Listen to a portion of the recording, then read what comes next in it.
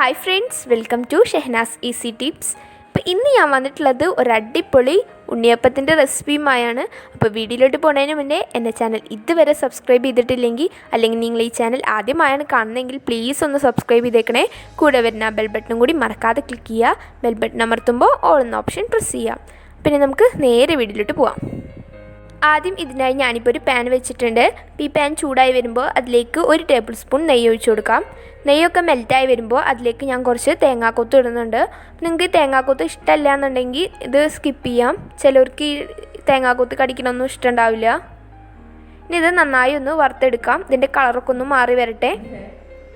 ഇപ്പോൾ ഇത് ചെറുതായി ഒന്ന് കളർ മാറിയിട്ടുണ്ട്. അപ്പോൾ ഇത്ര പോരാ, ഒന്നും കൂടി ഒന്ന് എല്ലാ വശവും ഒരുപോലെ ആവട്ടെ.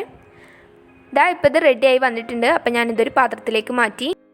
തേങ്ങ വറുത്ത് കോരിയതിന് ശേഷം ആ പാനിലേക്ക് തന്നെ ഒരു 2 കപ്പ് വെള്ളം ഒഴിച്ചു കൊടുക്കുക. ഇനി മധുരത്തിന് ആവശ്യമായിട്ടുള്ള ശർക്കര ഇട്ട് കൊടുക്കാം. ഞാനിപ്പോൾ ഒരു 4 അച്ച് ശർക്കര ഇടുന്നുണ്ട്. നിങ്ങളുടെ മധുരത്തിനനുസരിച്ച് നിങ്ങൾക്കത് കൂട്ടും കുറയ്ക്കുകയൊക്കെ ചെയ്യാം കേട്ടോ.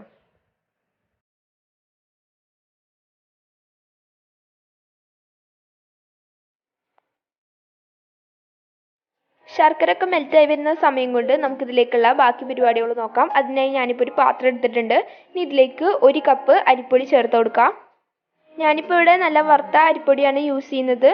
വറുക്കാത്ത അരിപ്പൊടിയാണെങ്കിലും കുഴപ്പമൊന്നുമില്ല. പിന്നെ ഇതിലേക്ക് 1/2 കപ്പ് മൈദ ചേർത്ത് കൊടുക്കാം. ഇതപ്പോൾ നമ്മുടെ ശർക്കരയൊക്കെ ഏകദേശം ഉരുകി വന്നിട്ടുണ്ട്, മുഴുവനായിട്ടില്ല. പിന്നെ ഇതിലേക്ക് ചേർക്കുന്നത് ഒരു 1/4 കപ്പ് റവ കൂടിയാണ്. നല്ലൊരു ക്രിസ്പിനെസ് കിട്ടാൻ വേണ്ടിയിട്ടാണ് നമ്മൾ റവ ചേർക്കുന്നത്. അപ്പോൾ നമ്മുടെ ശർക്കര മുഴുവനായും ഉരുകിയിട്ടുണ്ട്. അപ്പോൾ നമുക്ക് ഫ്ലെയിം ഓഫ് ചെയ്യാം.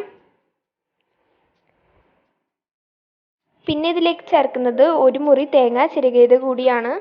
തേങ്ങ ഇഷ്ടമില്ലാത്തവരുണ്ടാവും, അപ്പോൾ വേണമെങ്കിൽ നിങ്ങൾക്ക് സ്കിപ്പ് ചെയ്യാം, അല്ലെങ്കിൽ നിങ്ങളുടെ ഇഷ്ടത്തിനനുസരിച്ച് കൂട്ടും കുറയ്ക്കുകയൊക്കെ ചെയ്യാം. പിന്നെ ഇതിലേക്ക് നമ്മൾ നേരത്തെ റെഡിയാക്കി വെച്ചിരുന്ന നമ്മുടെ ശർക്കര പാനി അതേ ചൂടോട് കൂടി തന്നെ ഒഴിച്ചു കൊടുക്കണം. ഇനി നന്നായി ഒന്ന് മിക്സ് ചെയ്ത് കൊടുക്കണം. കുറച്ചേശ്ശെ ഒഴിച്ചിട്ട് വേണം നമ്മൾ മിക്സ് ചെയ്യാനായിട്ട്. ഇനി ഇതൊരു ഇഡ്ഡലി മാവിൻ്റെ ഒക്കെ ഒരു പരുവത്തിൽ ആക്കിയെടുക്കണം.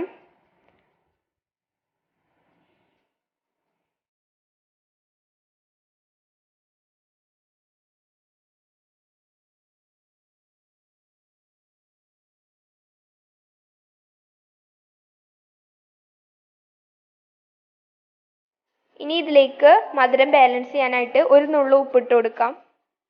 ഉപ്പ് കൂടരുത്. അപ്പോൾ അയവ് കുറവാണ്, അപ്പം ഞാനൊരു 2 ഗ്ലാസ് വെള്ളം കൂടി ഒഴിച്ചു കൊടുക്കുകയാണ്. നിങ്ങൾ എടുക്കണ മാവിനനുസരിച്ചിട്ട് വെള്ളത്തിൻ്റെ അളവ് കൂടും കുറയൊക്കെ ചെയ്യും. അപ്പം നോക്കി കുറച്ചേശ്ശെ ഒഴിച്ചു കൊടുത്ത് മിക്സ് ചെയ്യുക.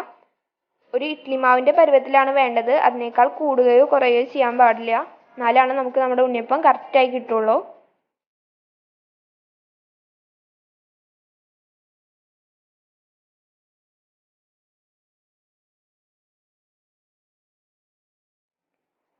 ഈ ഒരു പരുവത്തിലാണ് നമുക്ക് നമ്മുടെ മാവ് വേണ്ടത്.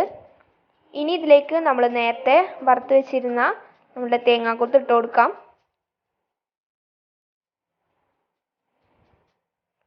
എന്നിട്ടൊന്ന് നന്നായി മിക്സ് ചെയ്തെടുക്കാം.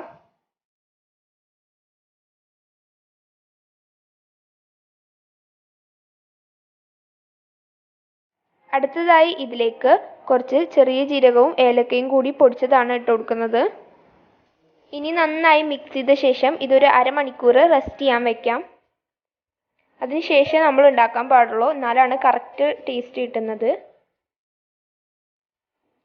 ഇതപ്പോൾ ഞാൻ ഉണ്ണിയപ്പച്ചട്ടി വെച്ചിട്ടുണ്ട്.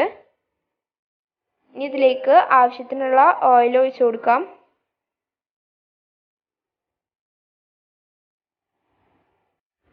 എണ്ണ നന്നായി ചൂടായി വന്നതിന് ശേഷം ഇനി ഇതിലേക്ക് മാവ് ഒഴിച്ചു കൊടുക്കാം. ഇതിപ്പോൾ 1/2 മണിക്കൂർ കഴിഞ്ഞിട്ടുണ്ട്. അപ്പോൾ ഇതുപോലൊരു ഗ്ലാസ്സിലാക്കി ഒഴിക്കാൻ കുറച്ചും കൂടി എളുപ്പമുണ്ടാകും. അല്ലെങ്കിൽ നമ്മൾ ഓരോ കയ്യിലും മുക്കി ഒഴിക്കുമ്പോഴും അത് ബുദ്ധിമുട്ടാണ്. ഇതിപ്പോൾ ഒരു വശം റെഡി ആയിട്ടുണ്ട്. അപ്പോൾ നമുക്കിനി മറിച്ചിട്ട് കൊടുക്കാം.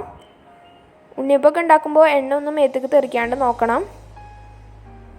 ഇതിപ്പോൾ റെഡി ആയിട്ടുണ്ട്. അപ്പോൾ നമുക്കിനി ഇത് കോരിയെടുക്കാം. ഇനി ഇതുപോലെ എല്ലാം ചെയ്തെടുക്കാം.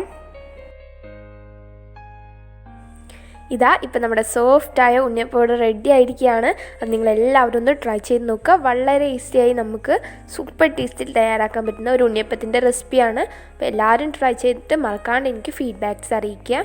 വീഡിയോ ഇഷ്ടപ്പെട്ടാൽ ലൈക്ക് ചെയ്യാനും നിങ്ങളുടെ ഫാമിലിയും ഫ്രണ്ട്സും കാണണമെന്ന് ആഗ്രഹിക്കുന്നുണ്ടെങ്കിൽ ഷെയർ ചെയ്യാനും മറക്കരുത്.